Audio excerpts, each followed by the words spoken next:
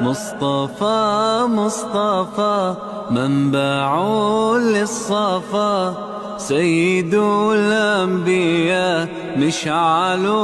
في الوفا، كان في عطفه لليتامى دفا، حن قلبي له فاض شوقا إليه، ليس أرجو سوى شربة من يديه، الصلاة عليه والسلام عليه، للسماء ارتقى فأتى بالنقى، وغدا وجهه نيرا مشرقا، كان من عفوه حين حان اللقاء